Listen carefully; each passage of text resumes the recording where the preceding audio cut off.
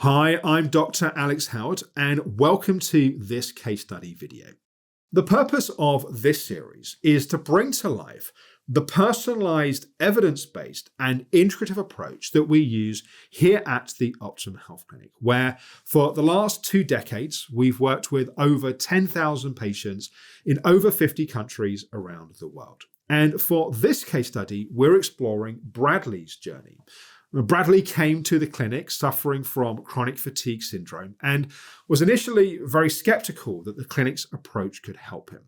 Let's hear from Bradley himself.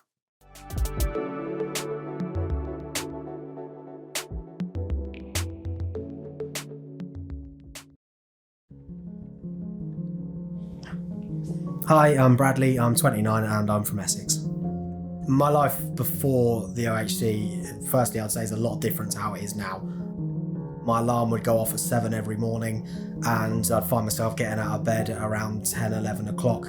I'd be able to do a couple of hours work maximum before crashing at around 2 p.m. And when I say crashing, it would normally be I've fallen asleep, either sat in my chair, sometimes standing up, or if I'd sit down on the sofa for a break, that would be fall asleep, and then I've got no energy for the rest of the day. That's me done.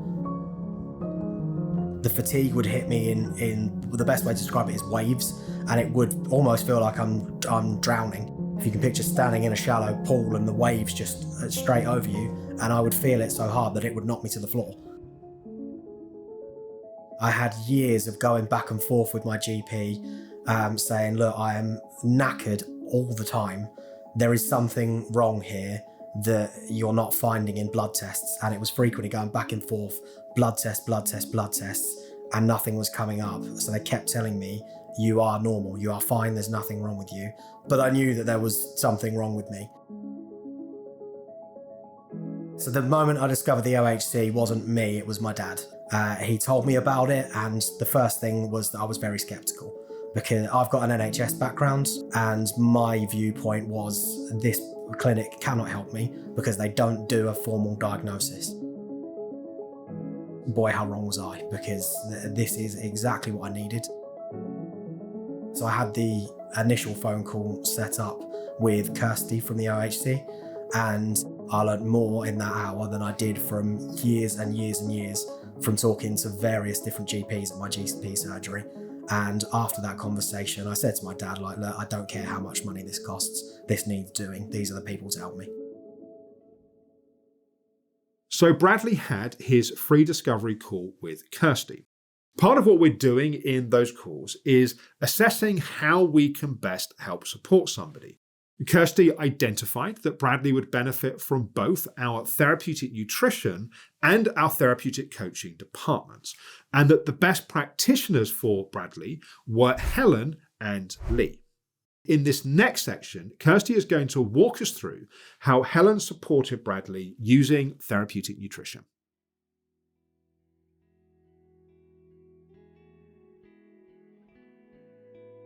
So from a nutritional therapy perspective here, Helen reviewed and analysed Bradley's health data initially, and from here she built a clinical roadmap that was aimed at identifying those functional imbalances, nutrient deficiencies, and the biochemical mechanisms that were contributing to his key symptoms of anxiety and sugar cravings and fatigue.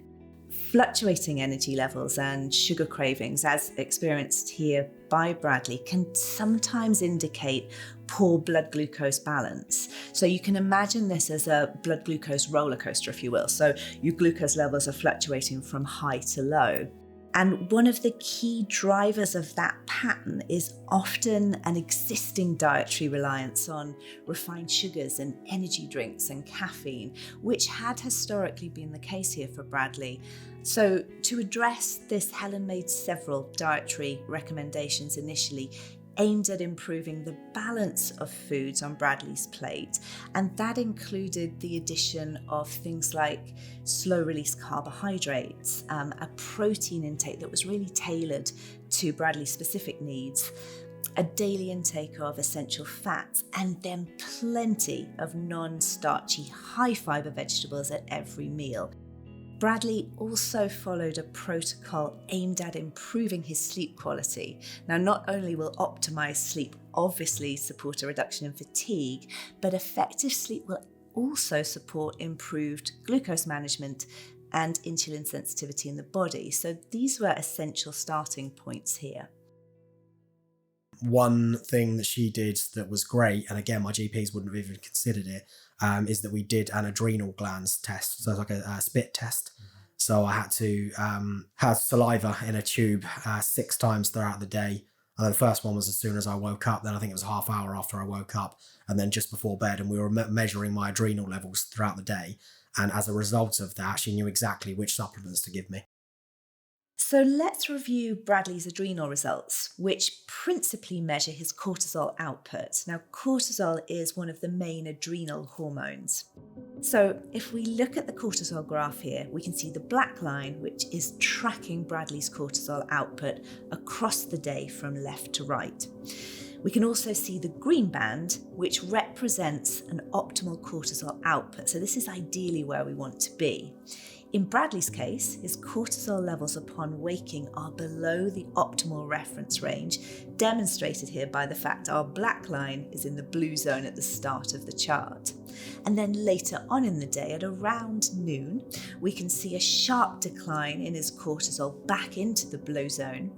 And then we can also see that Bradley's cortisol levels really struggle to get back into that optimal green zone later on in the afternoon. Now, these points of low cortisol aligned with Bradley's felt sense of fatigue, which he noted on his questionnaire as fatigue upon waking and increased fatigue mid-afternoon.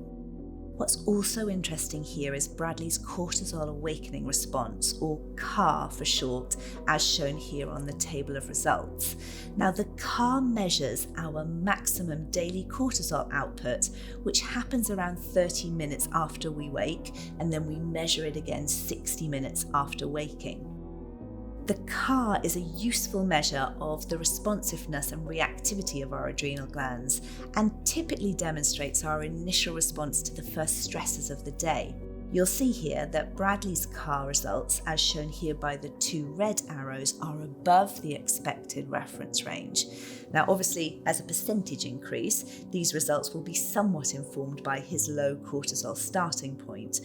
But in simple terms, this elevated CAR response also suggests that Bradley's adrenal glands are very hyper-responsive in these first hours. So after careful clinical evaluation, Helen really deployed a number of dietary, lifestyle and supplement tools from our OHC Nutrition Toolkit here to build a very tailored protocol for Bradley. And I want to share some of the key elements that she included. Firstly, glycine, which was aimed at supporting a calming of the maladaptive stress response. And interestingly, this appeared to be most effective for Bradley when taken in the morning. We then used CoQ10 and L-carnitine to really provide energy and mitochondrial support.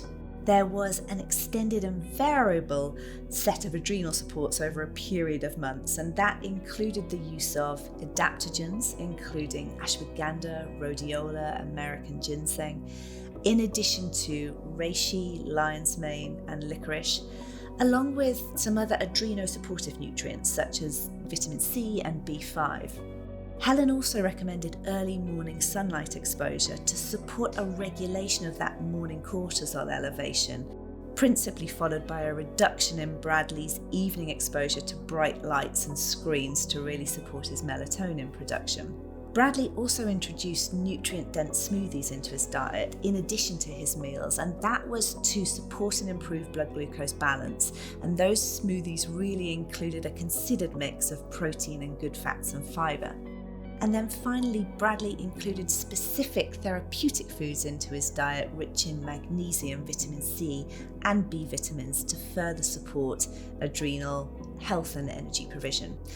So through his nutrition work, Bradley saw a consistent and positive change right from the start of the journey, and each protocol adjustment brought further improvement in a staged fashion, and that really resulted in him feeling more energized and refreshed first thing in the morning, and ultimately improved his energy levels, which facilitated a return to exercise.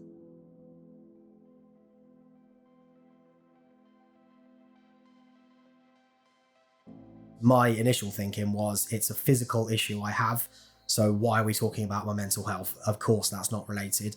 I thought, well, we'll do it, we'll see how it goes. If anything, it was the other way around. The nutritionist bits have been really helpful, but it's really the psychology work that I've been doing with Lee that I found the most useful.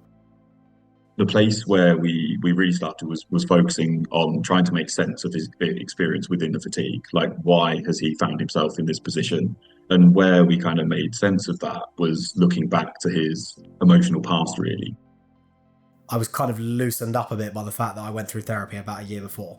I went through therapy for probably about half a year. It was every Monday. I had 45-minute sessions with a really good local therapist. I was able to sort of offload a lot of feelings and run through like old memories and situations that I hadn't been able to in the past, and that helped me a lot.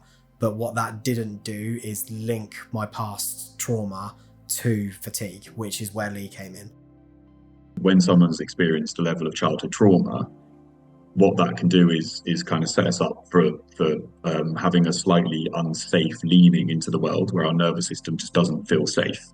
That then leaves us living in a state of kind of chronic perpetual stress that we might not be aware of, and we can get so far into life, and at some point it tips into the point where our body gets into dysregulation and can't kind of produce energy in the way we want it to. And of course there can be physical pieces going on as well, but the place we worked from was this place of kind of chronic stress and how to bring that back into line. I was so tightly wound with everything.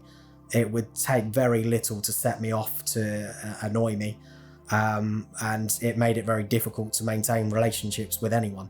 And someone would annoy me on a very minute thing, and I'd be like, no, sorry, that's it. I've got no energy for this. One example was a fairly benign piece about having an argument with his friend whilst watching Ipswich Town play football, and getting quite very upset about something. And we tied it back to this idea of this sense of injustice, and this sense of injustice really we could track it back to his childhood and how he felt when things beyond his control were kind of happening. And being able to see that is really important, because it shifts the dynamic from being in a state of stress in the now and judging yourself for being a bad person. You know, he felt he was rude to his friend and he'd upset his friend and stuff, to one of like, it makes sense that I'm responding like this because it reminds me of this really difficult time, and I can see myself from a place of compassion. So the reason why this is important in the fatigue journey is not necessarily the case that unprocessed emotions are the direct cause of fatigue, but when you're trying to get your nervous system back into a place of underlying regulation, sometimes you need to take more loads off of it than were put on in the first place to re-regulate it. So working through historical emotions and making those links is really important to bring a deeper sense of safety within your nervous system.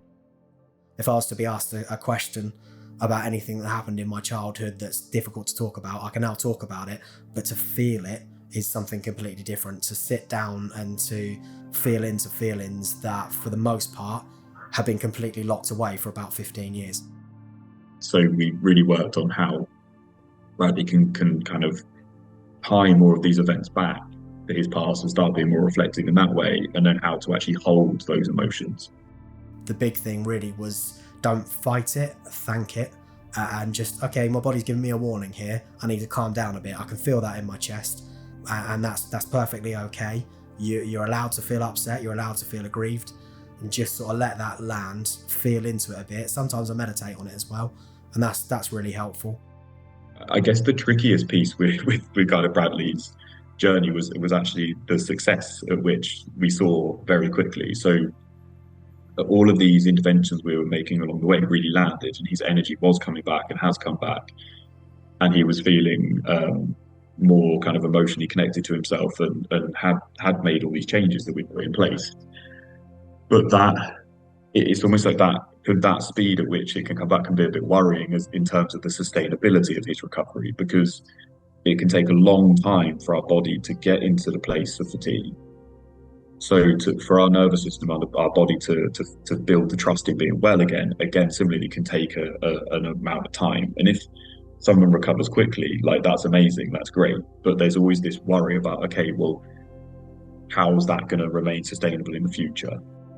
So I'd been excellent with my fatigue for a very long time now, like many months, until about 2 weeks ago. I found any form of physical exercise that I'll do, and that would include a brisk walk, I would be wiped out. And it really, really scared me. So I emailed Lee and explained, and I said, look, I don't know if this is psychological, is it physical, is it nutritional? I don't know. Can you help me? And just a couple of emails to and from, he said, what it sounds like has happened is you've just pushed yourself a bit too much recently, and it's your body setting off some pretty big alarm bells. Just calm it down a bit. That's actually a really important part of having a sustainable recovery. So it's not about expectations of just like, well, you're not going to fully recover. It's going to take a while. It's more actually, it just takes a while for you to bump into the edges of knowing what level of self-care you need to keep in place alongside pushing. Yeah, that's kind of where we're at the moment, is about how to really concretize the progress that he's made. Seeing the change has been huge, because I saw the change in me, and so did my dad. He saw it after about 2 weeks of working with the clinic. And if I ever feel like I'm not doing well, sometimes it can be really easy to dwell on the negatives in life. But if I look how I am now compared to where I was 12 months ago, I'm a completely different person. And looking back on where I was and seeing the difference, that's been a really big motivation for me to keep going. Lee has been through chronic fatigue as well, and he described himself as fully recovered, which I wouldn't describe myself as that just yet, but I'm on a journey in which I know that the end goal is that I can be in a place where I will be fully recovered from chronic fatigue. And that's largely down to Lee's help and the work that I've put in. I deserve some credit too.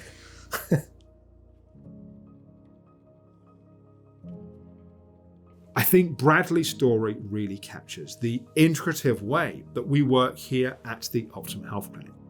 It also demonstrates that recovery is possible. If you would like to explore working with the team here at the Optimum Health Clinic, the best way to do so is to do what Bradley did, to book a free discovery call, and we will then use that to roadmap the Optimum Health Clinic approach to your recovery journey. If anyone was considering doing some work with the clinic, I would firstly say book yourself in for an introductory call and just hear them out, because I was very skeptical to start with. I can say from my experience that it's been life-changing. I don't think I'd be in the position that I'm in now, about to buy a house with the girl that I love, if it wasn't for the work that I've been doing with the clinic, because I'm a different man now to I was about a year ago. I don't want to sound like a promotional video. I guess it kind of is, but it's been great for me. It might not be for everyone. Do your research. It does come with a cost, but it's your health at the end of the day. And I don't think you're going to find a better clinic than this if you struggle with chronic fatigue.